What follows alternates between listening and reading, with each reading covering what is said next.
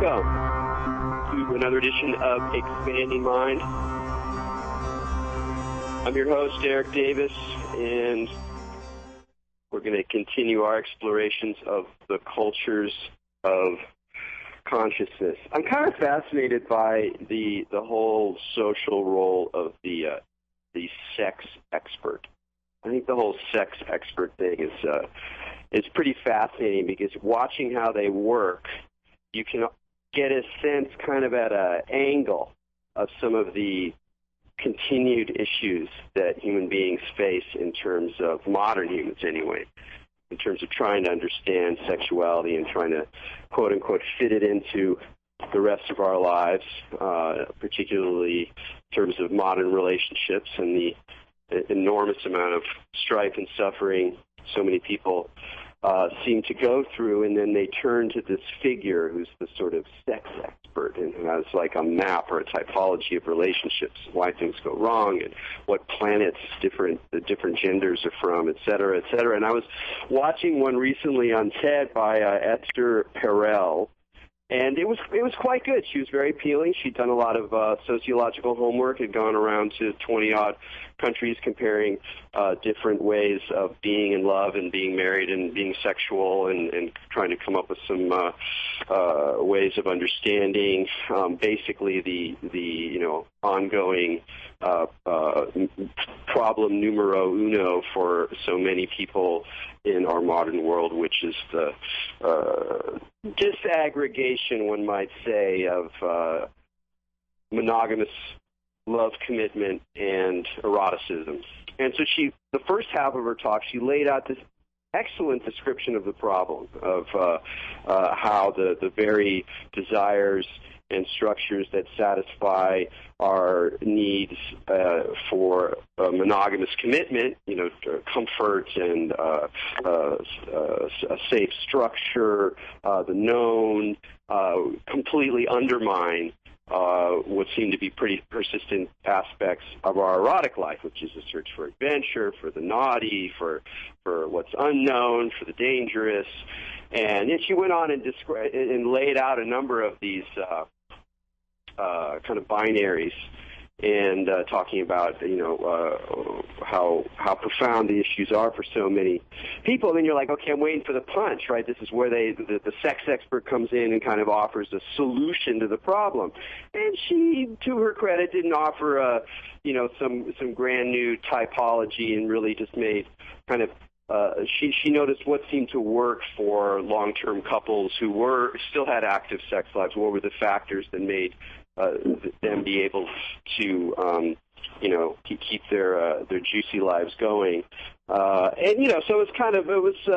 couldn't tell whether she kind of wanted you to go buy the book or whether she just recognized there wasn't so much to say. But I just started reflecting on the whole problem of that structure, where there's an excellent description with gripping detail that we can all, elaborate in our own lives and knowing people in our lives of the problem, and then this sort of move towards some kind of solution. And it's often pretty unsatisfying. And I compare that with the TED Talk I just watched this morning from our guest today, Christopher Ryan, and he was talking about, very similar issues. And but it really, his talk, other than having better jokes, he really just kind of laid out the problem, and that problem is what we're going to be talking about today on the show, which is why, as the subtitle of the book Sex at Dawn goes, why we stray, and what it means for modern relationships. And it's a book he wrote with his wife, Casilda Geta. And Maja will not be joining us today. She's off being an astrologer. And so with that, we'll bring on our guest. Christopher, welcome to Expanding Mind. Thank you. Great to be with you. Yeah. So I know we tried to get this conversation going the other day. And had a few flubs, and I'm still going to start out in the same way, because I do think it's an interesting story. What it was that was either going on in the world, going on in your life, that first made you think about doing a project based on this sort of critique of a lot of the conventional ways in which we've come to think about the reasons for monogamy and what sort of anthropological and other factors go into that question. So there must have been something that was, catching in your own life, in your mind, and your interests that drew you into this field. Yeah, I've always been fascinated in trying to distinguish the human from the cultural, to try to figure out what experiences or what aspects of our experience is species-wide versus just, American 20th century kind of thing. And so I've always looked at things in those terms, and I guess probably the trigger for this particular line of thinking was the Clinton-Lewinsky situation.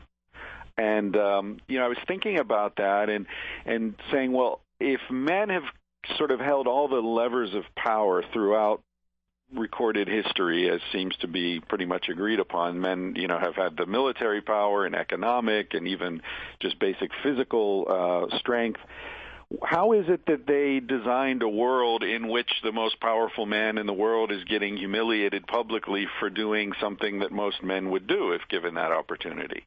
And it just didn't make sense to me.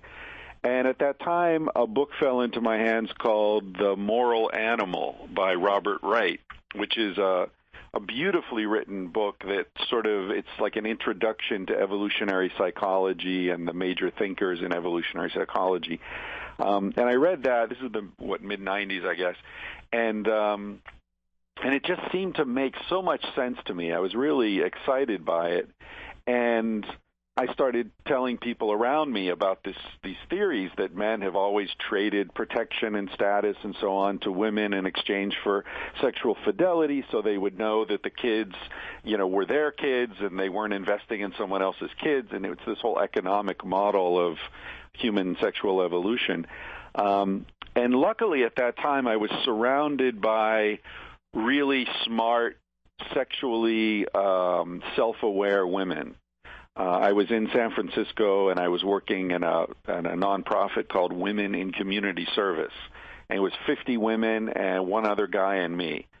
And so there were women everywhere in my life, and I was living with a woman who was really smart, and she had lots of friends. But it seemed like men, when I talked to men about this, they thought, yeah, that's perfect, makes sense. But when I talked to these women, I kept getting the response that, well, that's a very phallocentric, a Victorian male vision of sexuality. That's not how we experience sexuality. So, okay, I went back and started looking at the original research that underlies this argument. And lo and behold, I found all sorts of really interesting stuff, like bonobos. I didn't know anything about bonobos. Bonobos completely subvert that narrative of human sexual evolution. Yeah, I want to stay with that just for a little bit more, just to emphasize, again, just how widespread it is. I mean, anybody who's read any of the kind of, sexpert books that I was talking about, or have, newspaper accounts, or other sorts, or books like The Moral Animal, which is a great book, and that was also my introduction to a lot of evolution, the bulk of evolutionary psychology, and I can tell in some ways the book you wrote, Sex at Dawn, emulates it in the way in which it's both, very informed by research and very, intellectually coherent, but it's also accessible and engaging with that. So that's a good connection to make. But just, how widespread and almost anxious that explanation is, and it's a funny thing about reading evolutionary psychology because, it's got this slippery edge. On the one hand, you're like, oh, great, finally, I can, relax and actually think about, factual situations or very understandable situations that emerge from the basic realities of being animals, trying to survive, reproducing, let's get down to the really basic elements and see all these things that we think of as being purely cultural actually have these coherent sort of foundations, and it's like a relief. But then you're like, okay, that's great, and that can happen. Then you start going, whoa, wait, but there's actually a lot of accounts and sometimes they differ quite extraordinarily. And then you see the way in which they can hide cultural ideas in the guise of these like very coherent scientific explanations. And it seems to me that what you did with Sex at Dawn is you found one of the most glaring in the usual repertoire of evolutionary psychology. Monogamy exists because men trade their goods and services for the knowledge of their paternity, and da-da-da-da. And you were like, maybe that's not quite it. So you go up and talk about the bonobos and how they started to undermine that standard narrative for you. Well, sure. I mean, everybody, as you say, everybody in the popular press refers to chimpanzees when they're talking about the primate origins of anything, right? Whether it's our sexuality or violence or, male dominance, political orders. And, chimps are the go-to reference in primatology, which is fine because the fact is that chimps are very closely related to human beings. But the problem is that they don't generally mention bonobos. And bonobos are equally closely related to human beings. I often say our relationship with chimps and bonobos is as if I have twin brothers. They're more closely related to each other than to anyone else, but after each other, I'm the next closest relation to both of them. And they're equally related to me. So any account of primate origins really has to include both chimps and bonobos. Now, chimps are sometimes nasty, male-dominated, very hierarchical, often violent. So they fit into this Hobbesian vision of the world in which, we're just barely controlling our nasty impulses. But bonobos are female-dominated, highly sexualized, and in 50 years of observation in the wild and in captivity, no bonobo has ever been seen to kill or rape another bonobo. They're very relaxed. Well, one question before we take this a little bit farther, just a general one, is that when I grew up, I never heard about bonobo. I never heard the name bonobo. Right. I mean, even though I knew about orangutans and whatever, I was just a kid who was interested in primates. But I never even heard about them. And is that because they are very, small and localized in comparison to chimps? Or is it really just that something disturbs people about the bonobo, so they would just not include it, even leaving aside the whole issue of just sexuality, just as, indicating that in the world of primates there are this other group called, bonobos? Yeah, I think it's mostly the latter. I mean, to be fair, bonobos are isolated in a very difficult part of the Congo, whereas chimps are in several different parts of Africa that are more accessible for researchers. So there is that.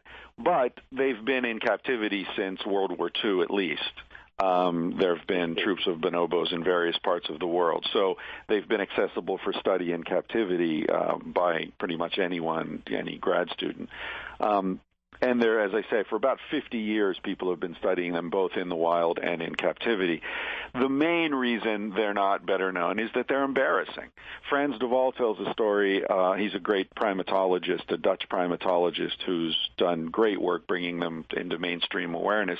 And he told a story about how he consulted with an American company. I don't remember which network it was, but they wanted to do a story on bonobos, and they sent a film crew to Congo, and he met them there and was helping set everything up.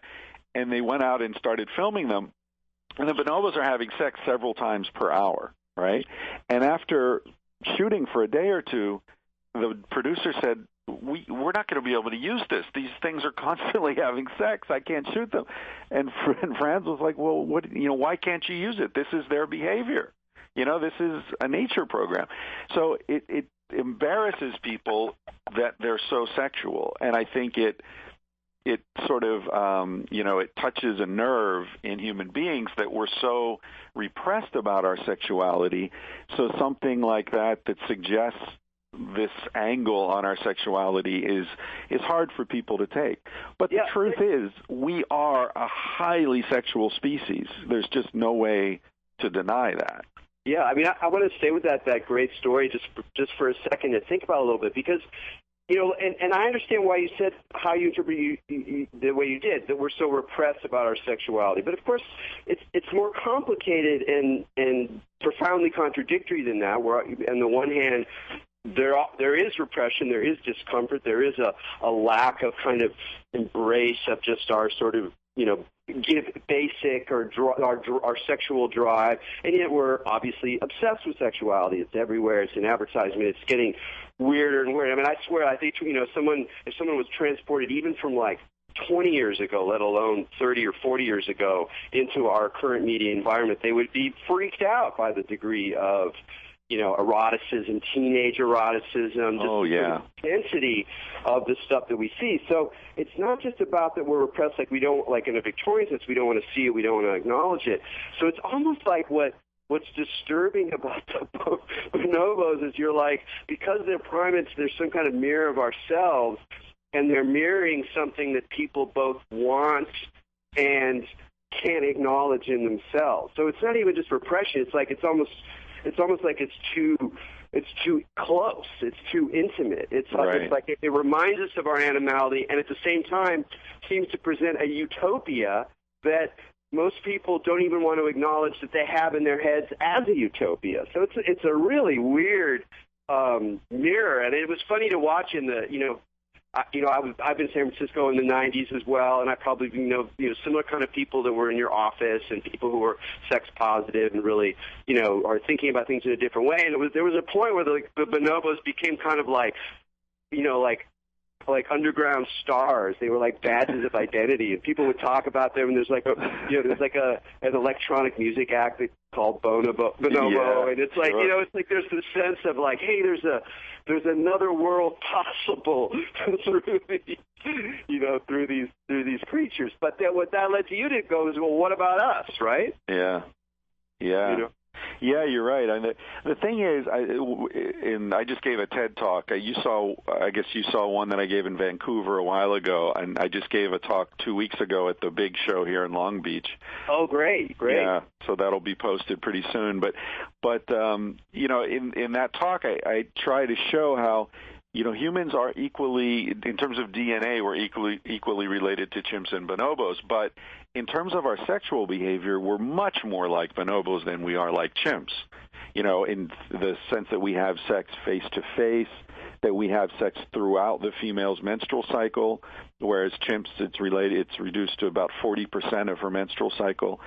You know, there's kissing and holding hands, and, you know, it's just, the list goes on and on and on. And so, yeah, it's exactly what you're saying. If people take a close look at bonobos, it can be very embarrassing if they've got a lot invested in denying their own sexuality.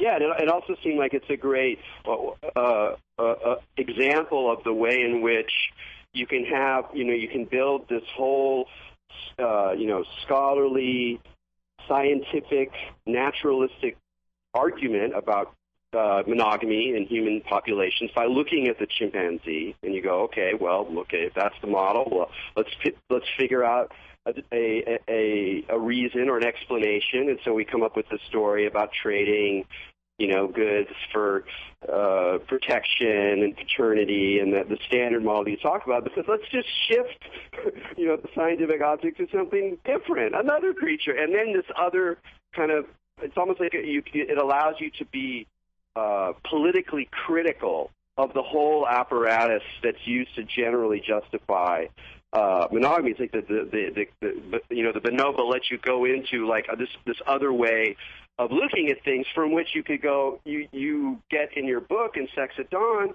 this radically different vision of what human sexuality was like in its primary evolutionary psychologically fit a period of time. Yeah, and it's even, you're right, that the bonobo offers that opportunity, but I think it's even stronger than that because the chimp offers the same opportunity pretty much. When as I said, there is that reduction in the amount of the menstrual cycle where the female is sexually active, but during that 40%, females have sex 1 to 4 times a day with a dozen partners per day. So they're certainly not sexually monogamous, right? And the males are certainly not assuring paternity in any way.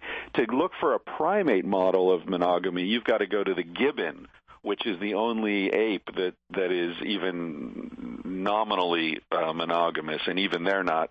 DNA testing has shown that they're not particularly sexually monogamous, although they are socially monogamous. Right. So they live together in pairs, but the female's off having sex with other males.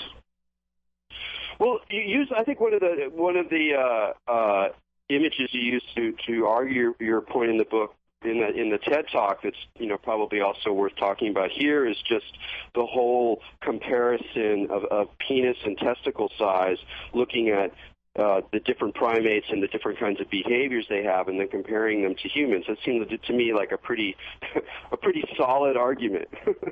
Yeah, it's true. The human, well, any body can be read by a biologist, right? And it makes sense if you find an animal and it's got like a thick layer of fat, subcutaneous fat, and it's got webbed feet. Well, you say, okay, that's obviously an animal that evolved in a cold aquatic environment. It's sort of, there are these obvious signs.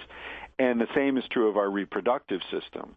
So, for example, if an animal has external testicles, that is a very strong indication that species evolved in the presence of what scientists call sperm competition, because the external testicles keep the sperm cells a little cooler than the body temperature, which allows them to be preserved longer. And so this is a species that is where there's evolutionary pressure on the reproductive system, right? And the same thing with penis design. There are all sorts of interesting penis designs throughout the animal kingdom that indicate sperm competition as well. So the human male body, we've got the external testicles, we've got, we produce a typical male ejaculate has between 100 million and 300 million sperm cells, right? Talk about overkill, right? That's way more than you need. And the shape of the penis with the flared head and the repeated thrusting action that's characteristic of human sexuality, of human intercourse, creates a vacuum in the female's reproductive tract that pulls back pre-existing sperm from other men. So, that's a very clear indication that our female ancestors were not having sex with just one man per menstrual cycle, because the male body evolved to deal with this kind of competition. And then you've got, non-genital stuff like just the body size difference between males and females is another indication of the sort of mating system of our ancestors. Well, so when you lay this material out, in your book over a number of chapters, it's a very cogent argument. And one of the questions that I have that again gets to a little bit more of this sort of political or ideological problem is like, why, you were discovering these, putting these pieces together, tying together obscure bits of research against this dominant model, when people have been thinking and dealing with this stuff for, generations of scholars. So how as you started to really dive into the material and see what different primatologists and different anthropologists and different kinds of arguments people were making based on these ideas, which were in some ways specious, how did you start to, what did that teach you about how science works and how we come up with ideas about what's natural for human beings? And I mean, it must have been really kind of revelatory about just the whole process whereby we look at nature in order to create better stories to explain ourselves. Yeah, you're right. This whole thing has been like living some sort of surreal dream, because when I first started pulling on this thread back in the 90s when I was in graduate school and thinking about stuff, the first thing I thought was, I can't possibly be right, because if I were right, someone else would have written this book a long time ago.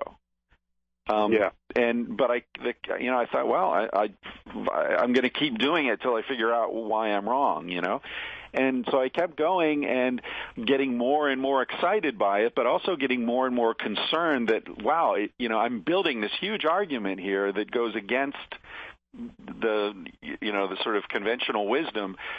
And if I'm right, this is really sort of revolutionary, but I'm probably wrong, and I'm probably just going to get humiliated by making this argument publicly.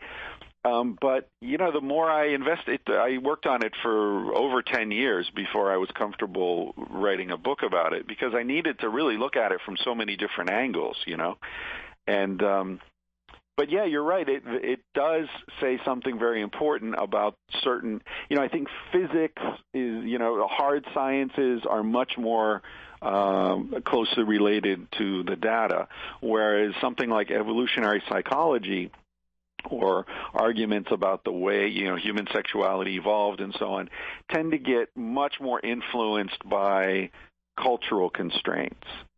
And even Darwin, I suspect that Darwin really knew some of this stuff, but it was just too much. He had already pushed so many limits in his work and his marriage that I don't think he could really afford to make some of these arguments about human sexuality without ending up completely alone and distraught, because his wife was very conventional and very religious.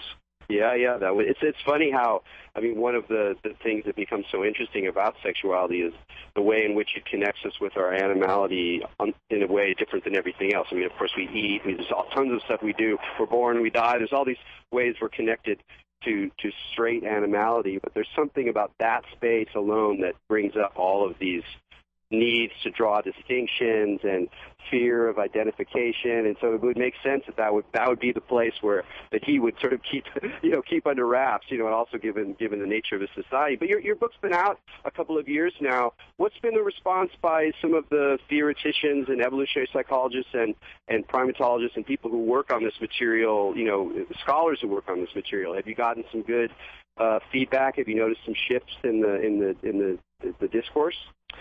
Yeah, to some extent. I think different communities, like among primatologists, the response has been very positive. People like Franz de Waal, who I mentioned earlier, or Sarah Hrdy, who's a very well-known primatologist/anthropologist, who's written wonderful books about alloparenting.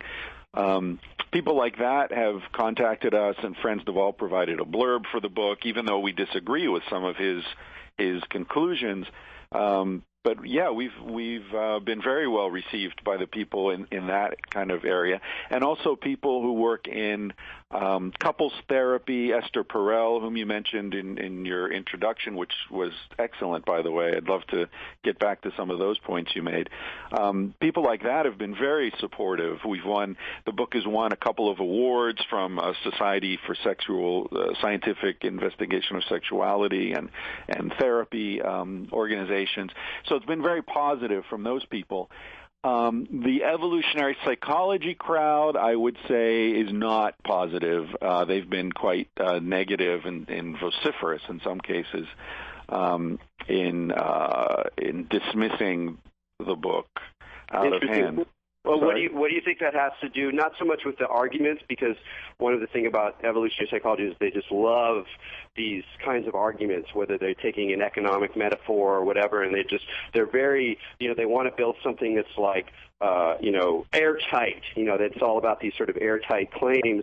And you're like, well, okay, that seems good, but you can build other ones. There's the sort of just so story problem that people talk about, where it's like they work in reverse because they want to get somewhere in particular, and that's sort of based on how they see the model in the first place. But just in terms of a kind of, since it's such an important dialogue right now, where a lot of people, across the board, scholars, ordinary people, whatever, are remaking their ideas about themselves to some degree as evolutionary psychology filters through, mainstream ideas. Has this given you some insight into how that particular world works in terms of how they were responding to your your arguments? Well, I think evolutionary psychology, sometimes I'm described as an evolutionary psychologist, which must drive real evolutionary psychologists crazy because, they don't like me generally, or don't like the argument that we've made. But I think that there is definitely a legitimate methodology of looking at our evolution and evolutionary pressures and hunter-gatherer societies and primates and all that to try to piece together what sort of species we are. So I think there's a deep legitimacy in the endeavor. But I think that the way evolutionary psychology is often practiced is unfortunate because it's highly political, and yet they pretend it isn't. Correct. It's politics in the guise of science. So when I read someone like Steven Pinker, I see a very conservative political perspective being presented as science.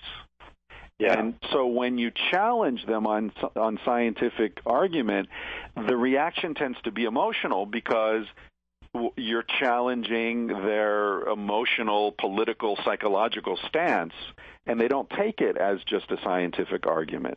So like there was a review written by David Barish, who's a well-known evolutionary biologist, in the Chronicles of Higher Education.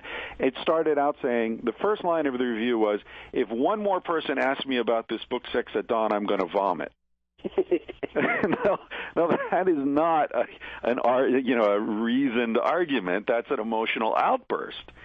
And so anyway, so I think, in evolutionary psychology, I think they're doing some sleight of hand there, and they really don't like it if anyone calls them on it. Yeah, that's a wonderful perspective. Well, this is a great conversation. We're going to take a break right now. You're listening to Expanding Mind with Erik Davis. We're talking with Christopher Ryan about Sex at Dawn and sex in our world. So we'll be right back.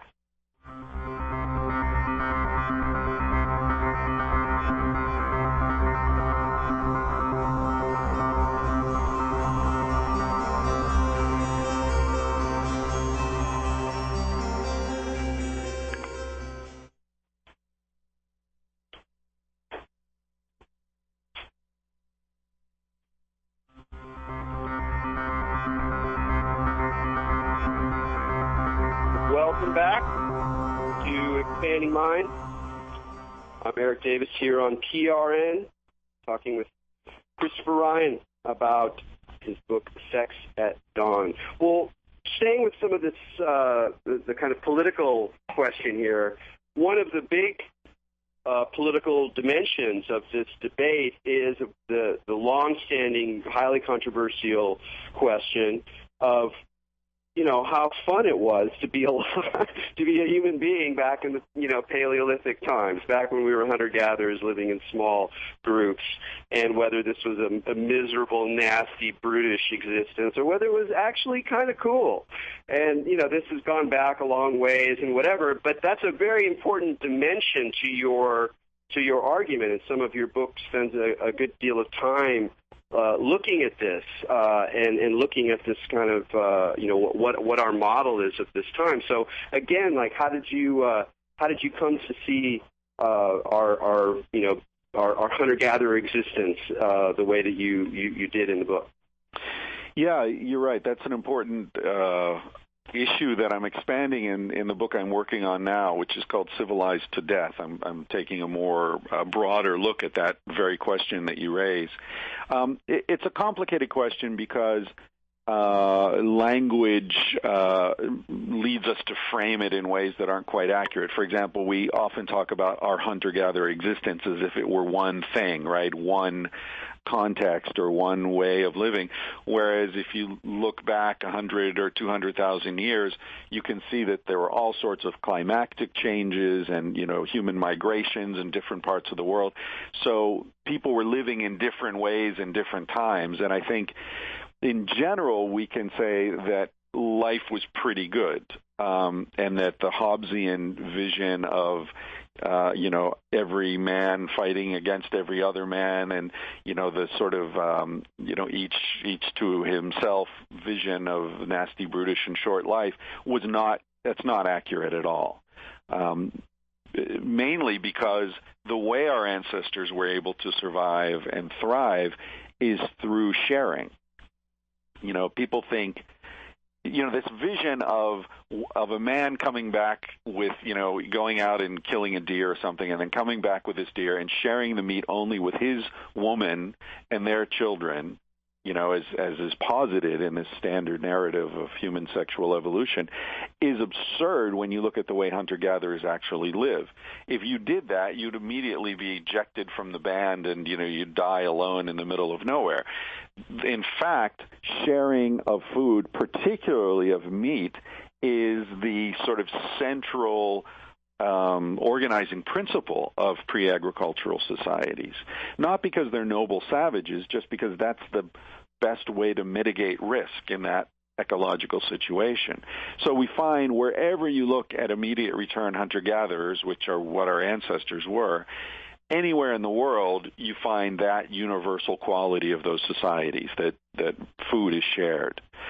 So that also leads this to be a highly political discussion, even if the scientists pretend it isn't, because that gets into the whole, socialism versus capitalism argument, right? Absolutely.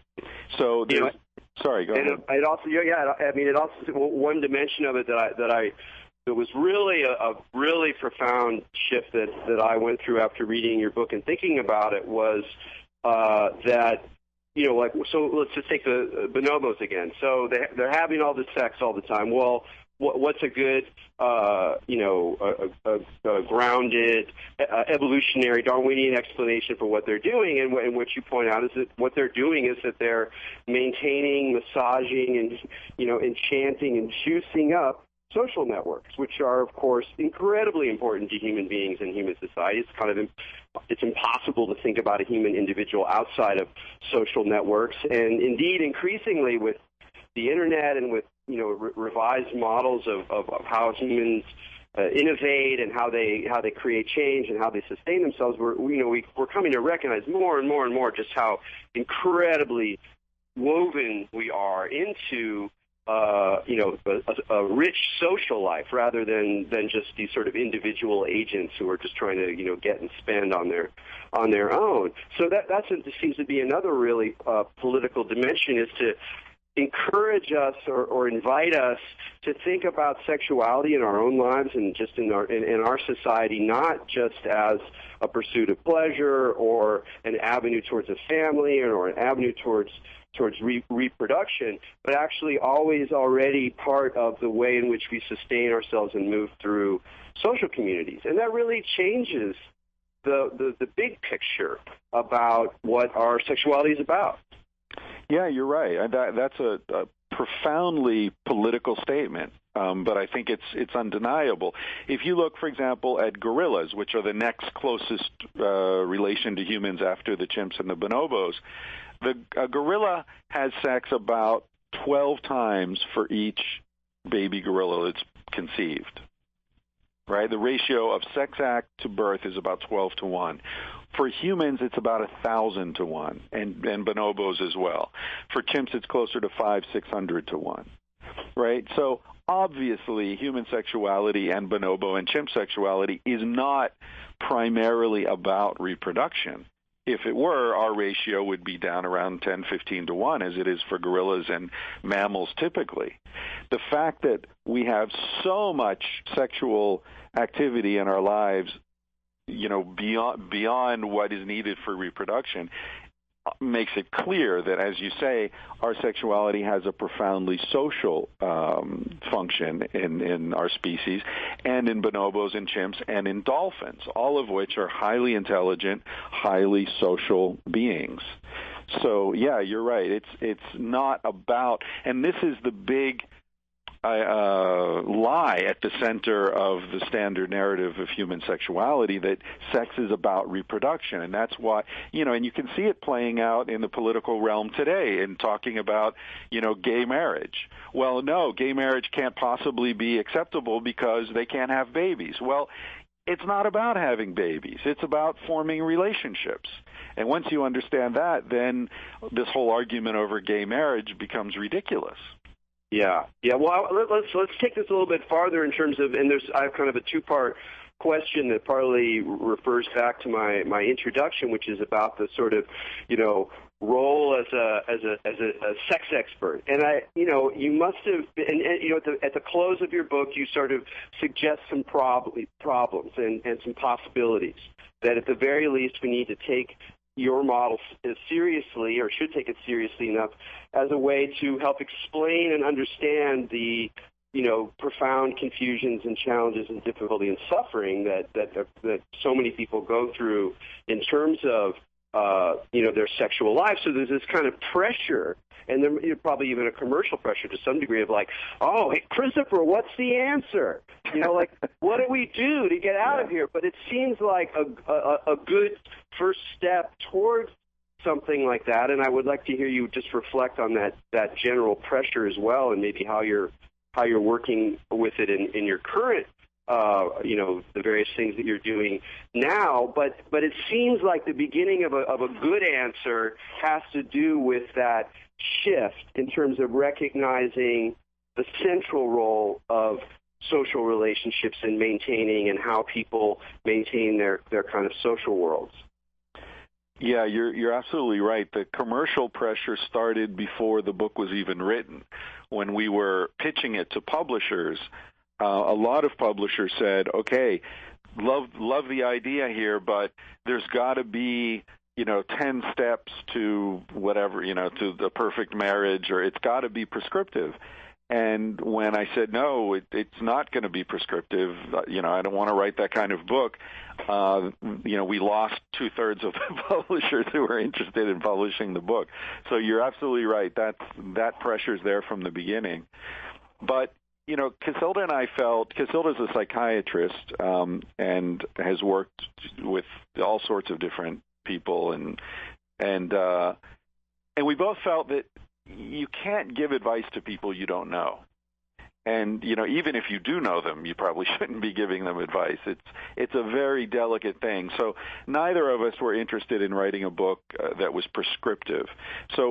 But there was the pressure from our editor and to do something at the end, some application of these ideas. So we just sort of tacked on a story about a friend of ours who was going through a nasty divorce at the time and, showed, okay, here's how these ideas play out in someone's life, and sort of a typical case. But I almost wish we hadn't done that, because that's the one part of the book that some readers don't like as much, because it feels incomplete to them, or, for various reasons. But, you made the point in your introduction, which was excellent, talking about how it's one thing to diagnose and describe an issue, and it's another thing to offer solutions. And, sometimes a doctor can diagnose a disease for which there is no known cure. Yeah, but that doesn't mean the diagnosis is illegitimate or wrong. And so I feel like in our case, we're pointing to an issue, we're pointing to a deep conflict between modern society and some of our evolved tendencies, and we're saying, look, this is why the passion in your marriage may have faded. It doesn't mean you've got a bad marriage. It doesn't mean there's anything wrong with you or your partner. It just means, this is the kind of animal we are, and you put us in that situation, and there's going to be trauma. There's going to be suffering. So I hope we're offering people a framework for understanding that leads to more compassion and maybe some more flexibility in the way we arrange things, and more understanding of and acceptance of same-sex marriage or polyamorous situations. But we're not offering any specific solution. Yeah, well, I admire you for taking that stand. I mean, it seems like one of the the whole problem with expertise and solutions and prescriptions it isn't just that they don't often work, or it becomes just sort of a commercial thing, but it relieves people of the opportunity to recognize that you really have to kind of move intimately into the problem. You really have to go into the problem without a sense of judgment or wrongness, but recognize it as a problem. That we're in modern life, there's all these things that they're not resolvable. Doesn't mean that it's hopeless, but it means that it opens up different possibilities. So, for example, I'm very interested in polyamory. It seems like one of the more kind of radical social spaces, but also very ordinary in some ways that people are developing in light of this enormous, widespread sort of social mythology about monogamy. Not that people can't have wonderful monogamous relationships or that polyamory is better. It's just different. And it's interesting, though, because so many people are like, immediately they'll jump to the problems. Like, oh, that's not going to work, or the men are going to exploit it, or this or that, da-da-da. And you're like, yeah, you're right. Yeah, that's true. That's a problem. That's going to come up. Yes, for sure. But the whole thing is a problem. Like, there's no way out of the problem, and so once you see that there's no way out of the problem, then it's like, well, then different frameworks, take on different characteristics, which I guess is my way of kind of running up to ask you in writing the book. And since then, as you've looked, I'm going to assume that you've been interested in these other kinds of, approaches to the problem, particularly polyamory. I'm kind of curious to hear how you reflect on how you see that whole kind of, there's many different approaches, many different styles, different languages, but in general, how you've come to perceive contemporary polyamory in terms of its engagement with these issues, some of its blind spots, what seems useful and productive, how it's going forward. Yeah, I think polyamory is an important and growing movement, if we can call it a movement, certainly a community of polyamorous people, because the polyamorous like to say we do what everyone else does, we just don't lie about it. And I think there's a lot of value in an open dialogue, and it doesn't even mean that you necessarily have to live in that way, but being open to discussing it and being open to the fact that it is the better way for some people, and that it's not necessarily a problem for kids, and that jealousy sometimes can be worked through and overcome, and just having that as a viable, legitimate option, I think, is very important. And again, I don't think it's necessarily the answer for everyone, but hey, monogamy. I sometimes get into these discussions with people, and they say, oh, that'll never work, or people get jealous, people have problems, and they just, as you said, they just dismiss it out of hand. But the assumption seems to be that monogamy works great. And, look around, if 50% of our airplanes were falling out of the sky, don't you think somebody would be looking to redesign airplanes, So, I've given a lot of public presentations, and the crowds that show up for these presentations are fantastic. And to the point where I started to realize that people come to my presentations not so much to hear me, but to meet each other, right. Because they know that it's going to be a crowd full of smart, open-minded, sexy people. So we decided to set up a website where these people could get together and talk about these issues. It's called Kotango, KOTANGO.com, and it's still in beta testing. But it's just a community site for people interested in ethical non-monogamy. So you're not cheating. It's not, Ashley Madison where you can go and, cheat on your spouse. It's a place where you can just talk about these things, whether you want to live it or not, Yeah. Well, one aspect of it that I think that just popped in my head as you were talking was just the whole issue of jealousy.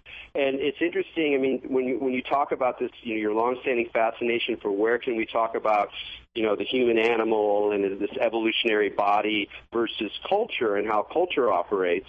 And, of course, our emotions are things that we generally experience as being, natural. They just happen spontaneously. This is just how I feel. There's a reason for it. I'm angry because, I want to get something. I'm sad because I've lost something. This is really basic, kind of hardwired stuff. But, of course, it's more complicated than that. And a lot of emotions, in some sense, all of them have their different cultural expressions. Different cultures deal with them in different ways.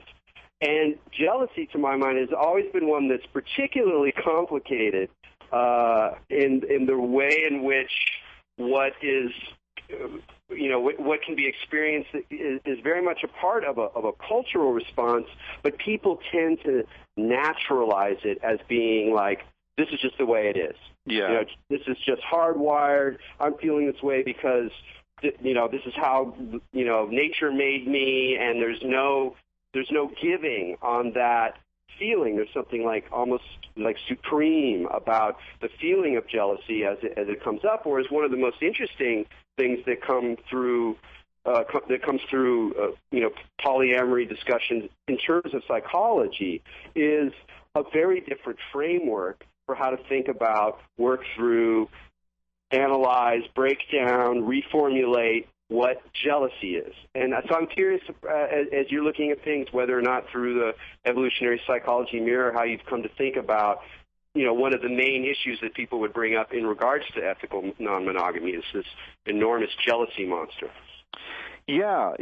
I think that, like most human behaviors, jealousy has some very deep instinctive component and, as you say, very important cultural overlay. So, in the sense that jealousy is an expression of insecurity, then that's obviously instinctive. But, it's interesting that we don't get jealous of the fact that our friends have other friends. And we don't think that a woman who has 3 kids loves each of them a third as much as the woman who has 1 kid. Right? So we don't see love in zero-sum terms except for our sexual partners. And we're not jealous of other people's ongoing overlapping relationships except for, the sexual partner.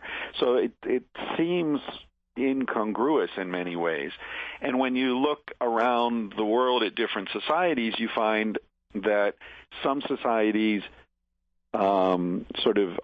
dampen down the sexual jealousy and the possessiveness of sexual partners, whereas other societies tend to celebrate them and ramp them up. And that's our society. We've got all these songs, baby, you're the only one, and when a man loves a woman, he'll spend his last dime and sleep out in the rain, and all this kind of ridiculousness, celebrating this very childish notion of what love is. And I think it leads us down the wrong road. So many people don't understand the deep, profound differences between love and sexual attraction, for example. And they get together and feel like, oh, this infatuation, that's love. Well, no, that's not love. That's a wonderful feeling, but that's a feeling that's only going to last for a while. And then you're going to be left with the person behind that feeling who you can't even see right now because you're so, drunk with attraction. Apes on drugs. Yeah, exactly. Love is the drug. So yeah, I've forgotten your question. I got distracted. You were answering. We were just talking about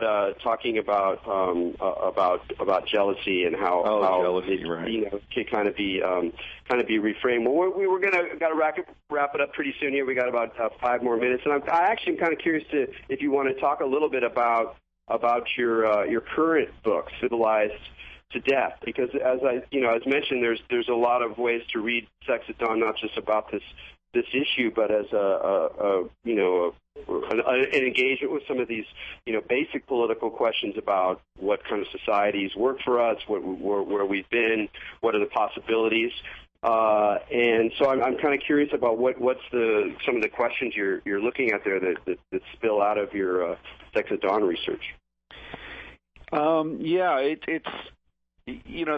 There's this central section in Sex at Dawn that really doesn't have much to do with sexuality. It's more just about the way people lived in many of these hunter-gatherer societies. So we talk about economics and longevity and, basic health issues and things like that, some political discussion.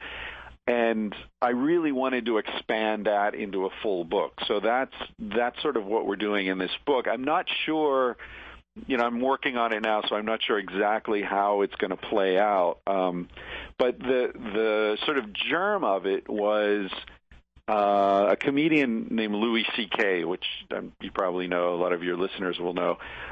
He was doing a bit on a talk show one night, and he was talking about how he was on an airplane, and there was Wi-Fi on the airplane, and he said, like, this is the newest thing. This is the latest, most amazing thing. You're in an airplane, checking your email. It's just incredible.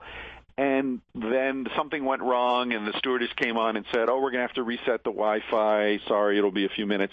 And the guy next to him said, "Oh, this is bull. This sucks." And he said, "Wow, it took like 5 minutes before you got completely you expected this thing, and now you're unhappy when it cuts off." So the tagline was, he said, "These days everything's amazing, but nobody's happy." Yeah. And that's the germ of this book, and I'll probably start, quoting him with that line. And so I wanted to think, like, why is that? Why is it that, we're in this time of incredible progress, in scare quotes, and yet, the best-selling pharmaceuticals in the world are antidepressants? Why it does? There's something really wrong here. So the argument I'm making is essentially that the trajectory of Western civilization is drawing us ever further away from the things that make life enjoyable and fulfilling and meaningful. And so, we're always told this latest technological development is going to give us more free time and more, family fun and more, but it always seems like we have less and less and less. And I think we're at a moment now where, there's a line from Arthur Miller, the playwright, where he says, "An era can be considered over when its basic illusions have been exhausted." Yeah, and I think we're in that moment. I think we're in a tipping point where, for maybe the first time in 100 years or more, people in Western societies are saying, this doesn't work, and it's not going to work. It's getting worse. It's not getting better. And so they're looking around for alternative understandings of sexuality, but of other things as well. And so that's what I'm trying to get at in this next book. Well, that's wonderful. Best of luck with that. We got to wrap it up here, but I'm also always interested in the great question of when you have a positive view of hunter-gatherer civilization, and when you recognize that in many ways agriculture was nasty and brutish, if not short. There's always that great question of, like, why did we do that? Why did people stick around for that? But anyway, that's just we'll have to leave that one hanging. But I really look forward to hearing your further thoughts on that. Is there any place where you want to suggest any URL or places people can look at what you're doing now? Sure, I've got chrisryanphd.com is sort of a site for just me, and then there's sexatdawn.com if they want to read excerpts from the book or reviews or whatever. And then you can follow me on Twitter. I'm at Chris Ryan, PhD. Awesome. All right, Chris, thanks so much for being with us on Expanding Mind. I really enjoyed it. Excellent interview. Thanks. Great. All right, folks, from me here at Expanding Mind, PRN, keep your minds open.